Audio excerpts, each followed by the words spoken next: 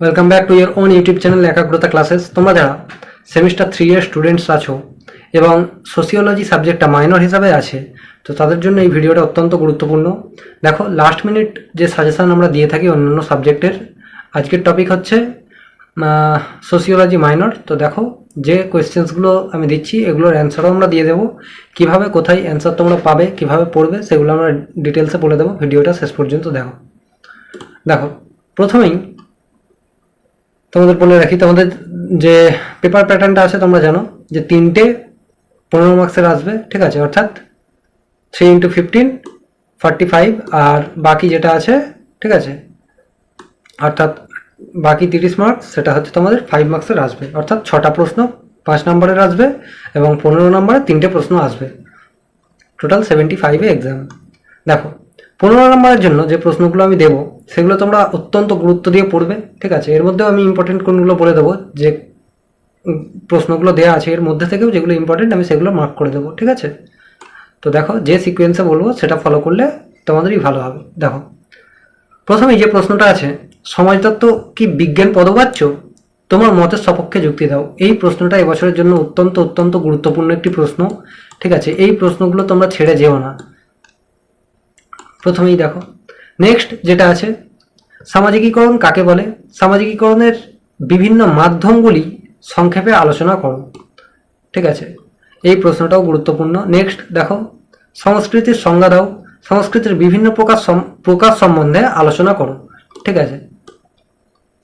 Next আছে, দেখো এখানে যেই পার্থক্যগুলো আছে, পার্থক্য, সম্পর্ক, এগুলো তো অত্যন্ত গুরুত্বপূর্ণ। এই প্রশ্নটা যেমন তোমাদের যারা সেমিস্টার 1-এ CC 1 পেপার আছে তাদের এটা এসেছিল যে সমাজবিজ্ঞান ও ইতিহাসের মধ্যে সম্পর্ক আলোচনা করো।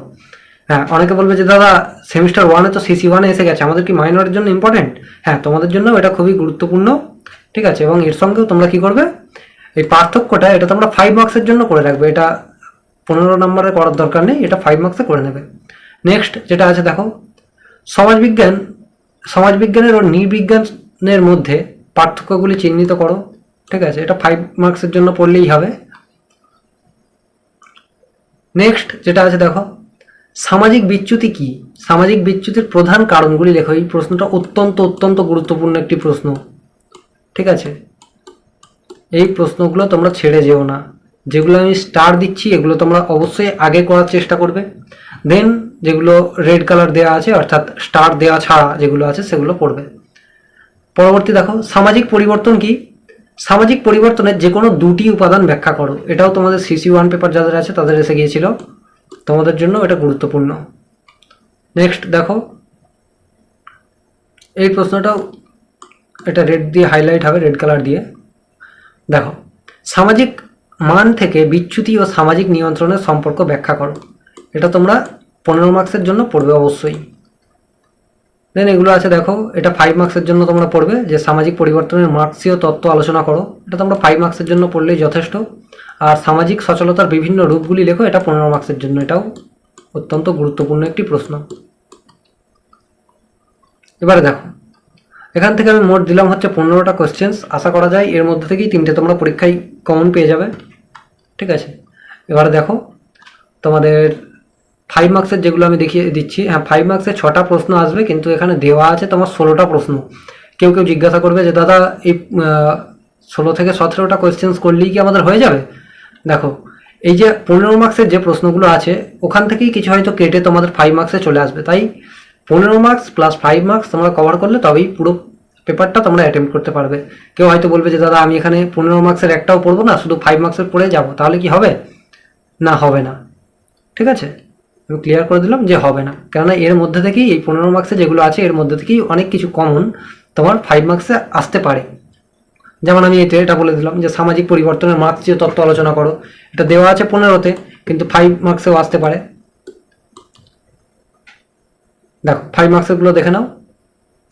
সাবেকি পরিবার ও আধুনিক পরিবারের মধ্যে পার্থক্যগুলি লেখো। অত্যন্ত সহজ ভাষায় এই অ্যান্সারগুলো দেওয়া আছে।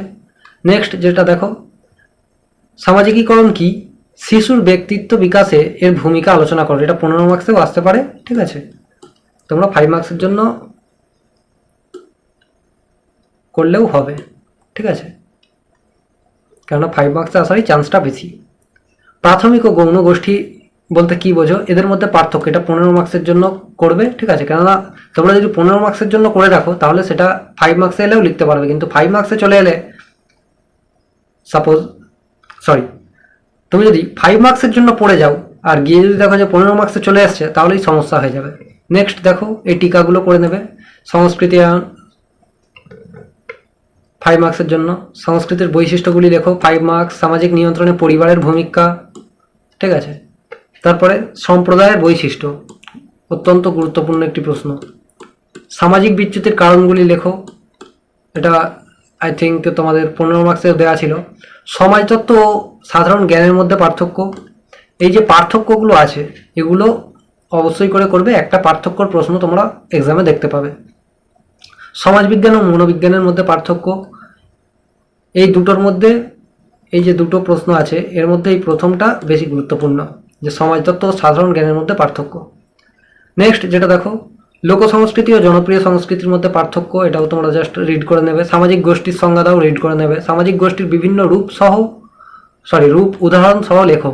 এই দুটো প্রশ্ন আলাদা আলাদা এলে 5 আসবে, ঠিক আছে? অর্থাৎ মানে এটাও 5 মার্কস আসতে পারে যে গোষ্ঠীর শুধু সংজ্ঞা দাও বা টিকা আকারে এলো, আর সামাজিক গোষ্ঠীর বিভিন্ন রূপ এটা 5 মার্কস আসতে পারে। যদি 15 মার্কসে আসে তাহলে এই দুটো কম্বাইন করে আসবে, যে সামাজিক গোষ্ঠীর সংজ্ঞা দাও এবং এর বিভিন্ন রূপগুলি আলোচনা করো উদাহরণ সহ, ঠিক আছে? এবার দেখো, যে কোনো একটি সামাজিক প্রতিষ্ঠানের উপর টিকা লেখো, গুরুত্বপূর্ণ। সামাজিক সচলতার বিভিন্ন প্রকারভেদগুলি উদাহরণ সহ উল্লেখ করো, এটাও গুরুত্বপূর্ণ। আর সর্বশেষ যে প্রশ্ন আছে, সামাজিক নিয়ন্ত্রণ কাকে বলে, এর বিভিন্ন মাধ্যমগুলি লেখো, এটা তোমরা 15 মার্কসের জন্য পড়বে। এবারে তোমাদের প্রশ্ন হচ্ছে যে দাদা শুধু তো প্রশ্ন দিলেন, উত্তরগুলো কোথায় পাবো? উত্তরগুলো তোমাদের পেতে হলে আমাদের যে ইউটিউবের ডেসক্রিপশন বক্স দেওয়া আছে সেখানে দেখো হোয়াটসঅ্যাপ গ্রুপের লিঙ্ক দেওয়া আছে সেমিস্টার 3, সেখানে তোমরা উত্তরগুলো পেয়ে যাবে। এছাড়াও আমাদের অ্যাপ একাগ্রতা ক্লাসের লিঙ্ক দেওয়া আছে, সেটা ডাউনলোড করলেও ফ্রি মেটেরিয়াল সেকশানে গেলে তোমরা সমস্ত নোটস, ঠিক আছে, কোয়েশ্চেন্স প্লাস অ্যান্সার পেয়ে যাবে। এছাড়াও অন্যান্য সাবজেক্টের নোটস খুব তাড়াতাড়ি দেওয়া হবে, সেগুলোর জন্য তোমরা চ্যানেলটিকে সাবস্ক্রাইব করে পাশে থাকো। Thank you.